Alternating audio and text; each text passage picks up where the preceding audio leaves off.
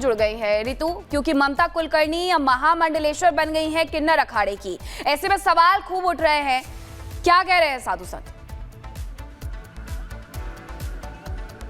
बिल्कुल मीनाक्षी, जिस तरीके से आपने कहा 90 के दशक की सबसे नामचीन हस्ती, सबसे नामचीन चेहरा बॉलीवुड का, और वो अब साध्वी के वेश में नजर आ रहा है। ममता कुलकर्णी यमाई ममता नंदगिरी अब बन चुकी है और हमारे साथ बातचीत करने के लिए जगत गुरु, विश्व की सबसे पहली जगत गुरु महामंडलेश्वर हिमांगी सखी है, सीधे बातचीत करते हैं। यमाई ममता नंदगिरी, ये जो बदलाव हुआ है इस पर क्या कहना चाहेंगे?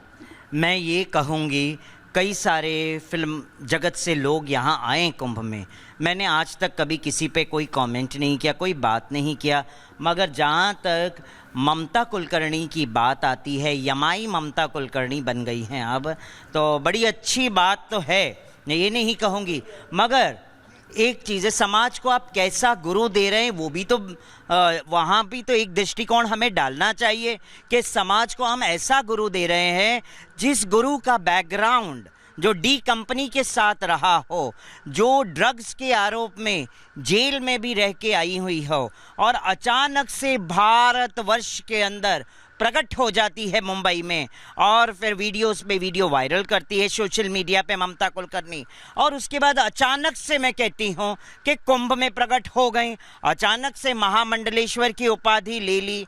मैं कहती हूँ क्या महामंडलेश्वर की उपाधि क्या सस्ती है? क्या महामंडलेश्वर का पद इतना छोटा हो गया है कि आप बिना शिक्षित दीक्षा दे के महामंडलेश्वर पद पे बिठा रहे हैं? तो मैं क्या कहूँ इसमें, क्या मतलब ऐसा लगता है कि अब हमें सनातन के साथ जुड़ने आए हैं या सनातन का कुछ और ही मतलब हो गया है।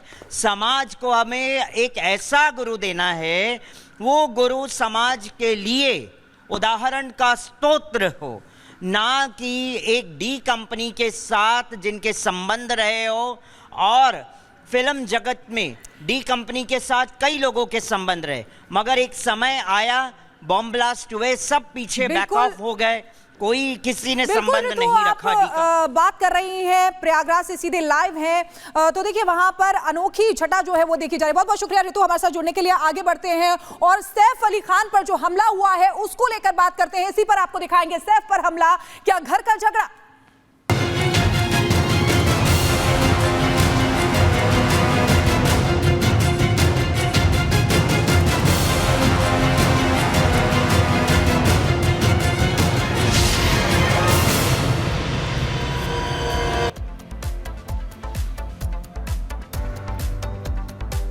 तो सैफ पर हमला, क्या घर का झगड़ा? इसलिए कह रहे हैं क्योंकि सवाल कई खड़े हो रहे हैं। अब बात करते हैं करीना कपूर खान और सैफ अली खान की।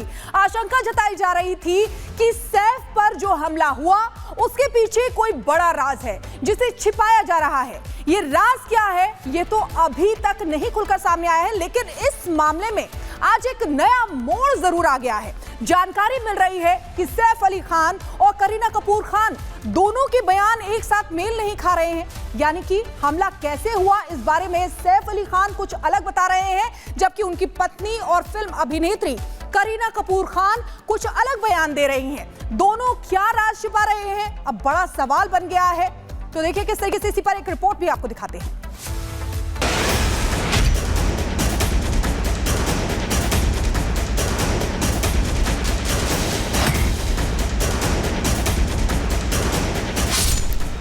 क्या सैफ और करीना के बीच सब कुछ ठीक नहीं है?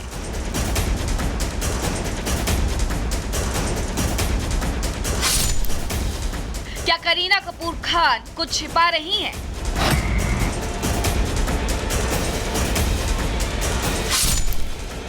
क्या सैफ पर हुए हमले के पीछे कोई और बात है? इन सवालों को इसलिए जन्म मिला है क्योंकि सैफ अली खान और करीना कपूर खान के पुलिस ने जब बयान लिए और दोनों के जवाब मिलाए तो दोनों में मेल नहीं था। पुलिस सूत्रों के हवाले से ये खबर सामने आई। सैफ और करीना के बयानों में अंतर है। सैफ ने हमले को लेकर बताया कि जब हमलावर आया तो 11वीं मंजिल पर थे और मेड नैनी की आवाज सुनकर करीना कपूर और बेटे जहांगीर के कमरे में आए जहां हमलावर था, जबकि करीना कपूर खान ये बता रही हैं कि वो कमरे में नहीं थी। जब हमलावर आया तो वहाँ सिर्फ सैफ और बेटे जहांगीर थे। दोनों के बयानों में अंतर ये बताता है कि मिस्ट्री कुछ और है, राज कुछ और है, जिससे पर्दा उठाना बाकी है। सैफ अली खान मामले में हर दिन नया मोड़ सामने आ रहा है। उधर आरोपी पक्ष के वकील का कहना है कि आरोपी वो नहीं है जिसे पुलिस पकड़ना चाहती है। पुलिस की कार्यशैली पर भी कई सवाल खड़े किए। वहीं सीसीटीवी के आधार पर भी जो आरोपी पकड़ा गया उसका मिलान किया गया। आरोपी पक्ष ने कहा कि नहीं, वे आरोपी नहीं है। इसके अलावा अगर हम बात करें करीना और सैफ अली खान के बयान में भी देखिए अलग अलग भिन्नता पाई जा रही है। ऐसे में दोनों बयानों में भिन्नता के बाद अब इस पूरे मामले में देखिए और भी कई सवाल अब खड़े हो गए हैं जिसका जवाब मिलना बाकी है। सैफ अली खान पर हमले को हुए आज 9 दिन हो गए हैं, लेकिन हमले की गुत्थी सुलझने के बजाय उलझती जा रही है। कहा तो ये भी जा रहा है कि पुलिस ने जिस शख्स शरीफुल इस्लाम को आरोपी बताकर गिरफ्तार किया है वो असली गुनहगार नहीं है। असली और नकली का ये रहस्य और गहराता जा रहा है। बहरहाल जांच जारी है। देखना होगा कि सैफ पर हुए हमले की मिस्ट्री का असली मास्टरमाइंड कौन निकलता है। Bureau report, Republic Bharat. और सहयोगी सागर हमारे साथ जुड़ गए हैं। सहयोगी सागर से हम यही सवाल करना चाहेंगे। देखिए, सैफ हो, करीना हो, लीलावती हॉस्पिटल के जो डॉक्टर हो, पुलिस हो या फिर जो आरोपी है जिसे पकड़ा गया है, सब कोई सवालों के घेरे में है। तो आज का नया अपडेट क्या है सागर? क्योंकि पुलिस तो ये कह रही है कि अभी मिलान करेंगे कि सीसीटीवी में जो शख्स था जिसे पकड़ा गया है वो एक है या नहीं है। सैफ करीना के बयान भी अलग हैं और अब तो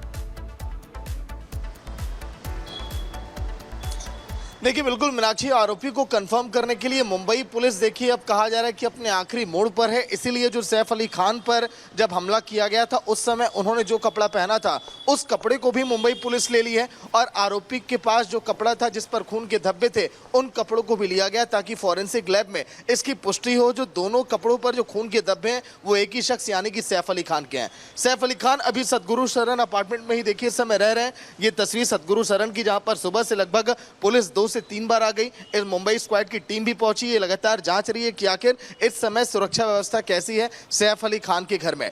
अब देखिए आज के दिन जो मोड़ आया इस पूरे मामले में सैफ अली खान और करीना कपूर के बयान की बात अगर हम करें तो, क्योंकि जो 11वां फ्लोर यहां से जब आप देखेंगे उस 11वें फ्लोर पर कहा जा रहा है कि सैफ और करीना जो है हमले वाले दिन सो रहे थे। ऊपर हमलावर पहुंचता है, लेकिन जब यह हमला होता है तो उस समय करीना ने बयान दिया कि सैफ ही जो है बेटे के कमरे में दाखिल हुए थे। लेकिन जब सैफ ने बयान दिया तो सैफ ने यह कहा कि वो और करीना दोनों शख्स जो है अपने बेटे के कमरे में गए थे। तो आखिर करीना कपूर के स्टेटमेंट में सैफ अली खान के स्टेटमेंट में ये भिन्नता क्यों पाई गई, जिसको लेकर मुंबई पुलिस अब ये कह रही है। उधर आरोपी पक्ष के वकील के जो 2 से 3 देखिए बयान है वो भी ये कह रहे हैं कि हाँ इस मामले में अभी बहुत कुछ है जो साफ नहीं हो पाया है और जिसका सच अभी आना बाकी है। लेकिन अभी आगे आप यहाँ से तस्वीरें भी दिखा रहे हैं, तमाम जानकारी भी दे रहे हैं। फिलहाल बहुत बहुत शुक्रिया तमाम जानकारी देने के लिए हमारे सहयोगी सागर जो लगातार वहां से हर खबर हर अपडेट बता रहे हैं। अब आगे बढ़ते हैं, दिल्ली विधानसभा चुनावों की बात करेंगे। जब मुख्यमंत्री योगी आदित्यनाथ यानी कि यूपी के मुख्यमंत्री योगी आदित्यनाथ की एंट्री हुई तो उन्होंने केजरीवाल को एक चैलेंज दे दिया। इसी पर देखेंगे योगी का चैलेंज क्या आज पूरा हो गया। अरविंद केजरीवाल जी क्या यमुना जी में वह भी अपने मंत्रियों के साथ जाकर के स्नान कर सकते हैं क्या? सबसे प्रार्थना करना चाहता हूं, कृपया करके दिल्ली को बचा लीजिए।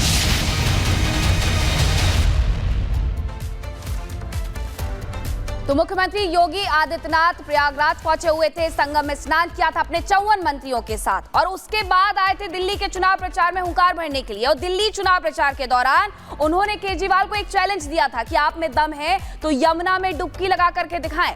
अब केजरीवाल को लगा था कि वो चैलेंज स्वीकार करेंगे, इस चैलेंज को लेकर के कुछ करेंगे, लेकिन उनकी तरफ से तो कुछ नहीं किया गया। बीजेपी की तरफ से जरूर केजरीवाल को आज यमुना में डुबकी लगवाई गई है, उनके कटआउट को डुबकी लगवाई गई है। तो आखिरकार ऐसा क्यों करना पड़ा बीजेपी को, इस रिपोर्ट में आपको दिखाएंगे।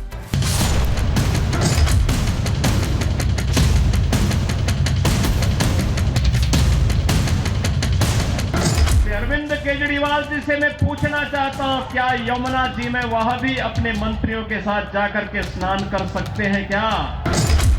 यमुना में नाव पर सवार बीजेपी के नेता और हाथ में केजरीवाल का कटआउट। तस्वीरें सुबह करीब 10 बजे की है। बीजेपी नेता प्रवेश वर्मा समर्थकों के साथ केजरीवाल का कटआउट लेकर यमुना नदी के बीचों बीच पहुंचते हैं और केजरीवाल के कटआउट को यमुना नदी में स्नान कराते हैं। राजधानी दिल्ली में सियासत पूरी तरह से तेज हो गई है, लेकिन यमुना घाट से इस वक्त आपको हम तस्वीरें दिखा रहे हैं, जहाँ पे देखिए ये प्रवेश वर्मा जो है वो बकायदा अरविंद केजरीवाल का ये पोस्टर लेकर के यमुना घाट में पहुंचे हुए हैं। आईटीओ का ये यमुना घाट है और लगातार देखिए इसी को लेकर के बात करें बीजेपी तो वो आम आदमी पार्टी पर पूरी तरह से आक्रामक है। कि अगर हम आपको तस्वीर दिखाएं तो वो पोस्टर की तस्वीर दिखाएंगे, इसमें साफ तौर पर लिखा है कि मैं फेल हो गया हूं और अगली बार मुझे अब वोट मत देना। यमुना की सफाई को लेकर के लगातार भाजपा आक्रामक है। बीजेपी नेताओं ने ऐसा इसलिए किया क्योंकि दिल्ली में यमुना की सफाई का मुद्दा गरमाया हुआ है। बीजेपी का आरोप है कि केजरीवाल सरकार ने करोड़ों रुपए यमुना की सफाई के नाम पर बर्बाद किए, लेकिन अब तक यमुना साफ नहीं हो पाई। यही मुद्दा बीते दिनों चुनावी रैली करते हुए यूपी के मुख्यमंत्री योगी आदित्यनाथ ने उठाया था, जिसके बाद सियासत में काफी गहमा गहमी भी देखने को मिली थी। अगर एक मुख्यमंत्री के रूप में मैं और मेरे मंत्रीगण प्रयागराज के संगम में स्नान कर सकते हैं तो मैं पूछना चाहता हूं, दिल्ली में आम आदमी पार्टी के अध्यक्ष से अरविंद केजरीवाल जी से मैं पूछना चाहता हूं, क्या यमुना जी में वह भी अपने मंत्रियों के साथ जाकर के स्नान कर सकते हैं क्या? सीएम योगी के इस चैलेंज की चर्चा आज इसलिए हो रही है क्योंकि केजरीवाल कहीं न कहीं हिंदू वोट बैंक सेट करने में जुटे हैं। केजरीवाल ने पुजारी और ग्रंथियों को 18,000 रुपए हर महीने वेतन देने की बात कही है। बुजुर्गों के लिए मुफ्त तीर्थ यात्रा का ऐलान किया है। तो अब महाकुंभ कराते योगी सरकार यमुना के मुद्दे पर केजरीवाल और आम आदमी पार्टी को घेर रही है और बीजेपी केजरीवाल को कटघरे में खड़े करके हिंदू वोटों को काटने से रोकना चाहती है। सर मैसेज देने की कोशिश कर रहे हैं अरविंद केजरीवाल को।